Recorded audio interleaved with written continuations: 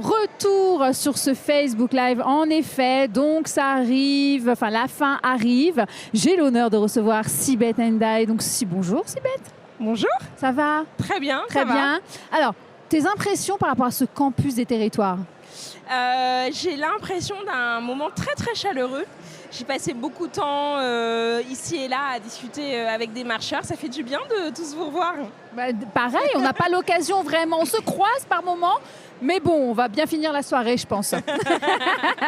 Donc Sibeth, en fait, on rappelle, donc secrétaire d'État du Premier ministre et porte-parole du gouvernement. Alors, on va rentrer un petit peu dans l'actualité, justement. Cette première journée du campus est maintenant bien entamée. Les marcheurs ont pu échanger en direct avec nos ministres, avec nos députés.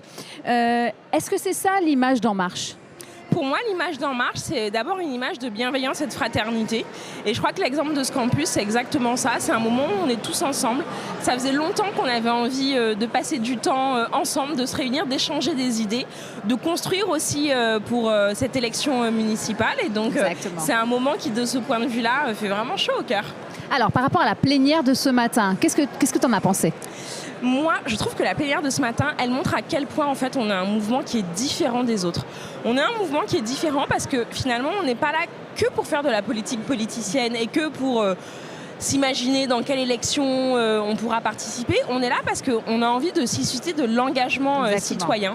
Et le fait de voir Action Quartier, Action Ruralité, la promotion de 1000 talents, je trouve que c'est un exemple qui montre vraiment à quel point En Marche, c'est pas un parti comme les autres. Et justement, c'est un mouvement qui est non seulement un mouvement politique, mais aussi un mouvement vraiment citoyen. Voilà, où il y a vraiment des actions sur le territoire avec tous ces projets.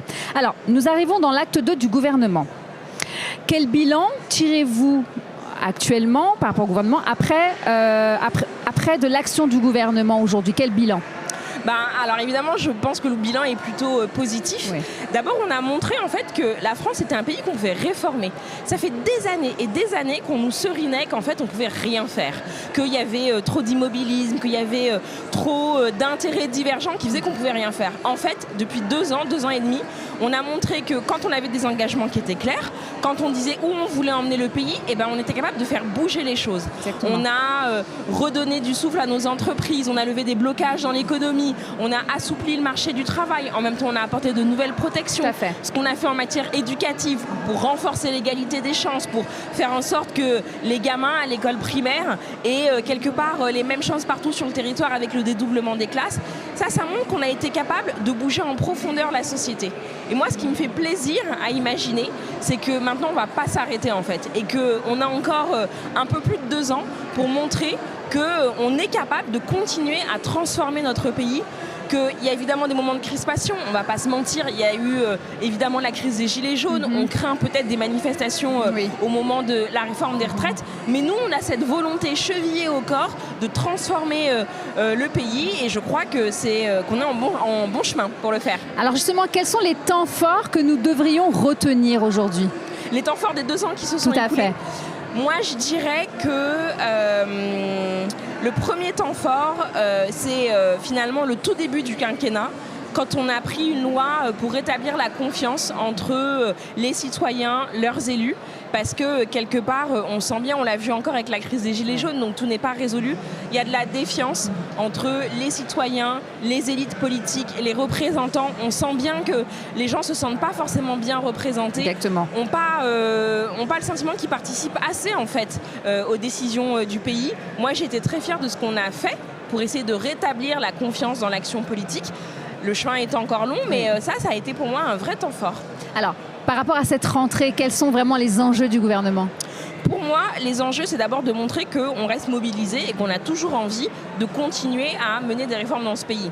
On aurait pu croire qu'après la crise des Gilets jaunes, on est un petit côté, on s'arrête, on n'a pas envie de reprendre des coups parce que c'est difficile. Mais au contraire, le gouvernement, le président de la République, le Premier ministre, on reste très motivés pour continuer à faire des réformes. Il y a une réforme, moi, qui me tenait à cœur, c'est celle de la bioéthique, parce que c'est un moment donné où on se pose beaucoup de questions sur notre avenir, sur la manière dont la société va évoluer. Tout à fait. Et pardon, petit piercing. Fallait pas le dire, je voulais pas le dire. Bah Et oui, en fait, on est c'est les aussi. aléas du direct. Voilà, c'est ça. Et en fait, pour moi, c'est une loi qui est emblématique parce qu'elle montre qu'on peut mener un débat qui soit un débat apaisé dans la société, y compris sur des sujets qui touchent à l'intime. Parce que la manière dont on vit, la manière dont on fait des enfants, c'est des choses qui touchent vraiment à notre intimité. Et je sais que dans le quinquennat précédent, pour y avoir participé, ça a été vraiment un moment de bagarre politique, alors que là, on essaie de mener un débat qui est vraiment apaisé et où chacun peut exprimer finalement ce qu'il ressent par rapport à ces questions-là. Donc c'est une grande fierté pour moi. Ce sera un temps fort qui va débuter dans quelques jours. Il y a évidemment la réforme des retraites. Oui, c'est la manière dont on décide de comment est-ce qu'on répond aux évolutions de la société. Demain, et d'ailleurs même dès aujourd'hui, on n'a plus une carrière qui est linéaire. On ne rentre plus dans une entreprise à 20 ans pour en sortir à 60 ans. Ça a complètement changé. On va changer de métier. Peut-être qu'on va changer radicalement de branche au cours de notre vie. Peut-être qu'on aura des accidents de la vie avec du chômage. Ouais. Et je crois que cette réforme des retraites, elle a vraiment vocation à répondre à tous ces aléas de la vie et à nous armer avec beaucoup de solidarité dans le système pour survivre à tous ces aléas de la vie.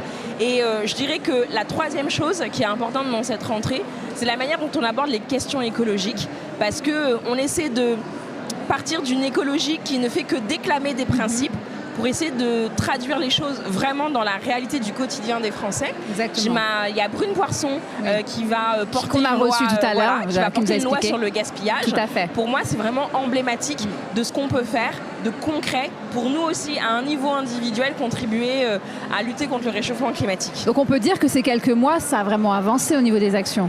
Moi, je dirais qu'effectivement, on a fait des pas de géant. Tout à fait. Mais qu'à l'échelle de ce qu'il y a à accomplir, évidemment qu'on se dirait, qu'on peut se dire, il faut encore en faire plus, il aurait fallu aller plus vite ou moins vite. Donc évidemment, on ne peut jamais être complètement satisfait de ce qu'on a réalisé, mais moi, je suis très fière d'appartenir à ce gouvernement. Alors justement, en tant que femme, déjà tes débuts, qu'est-ce qui t'a donné l'envie de participer à cet engagement? Et en même temps, qu'est-ce que tu pourrais dire à ces femmes qui hésitent encore?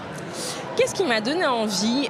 Sans doute le fait que je suis à chaque fois tombée sur des gens qui me faisaient confiance et qui ne voyaient pas forcément ni que j'étais une femme ni que j'étais noire.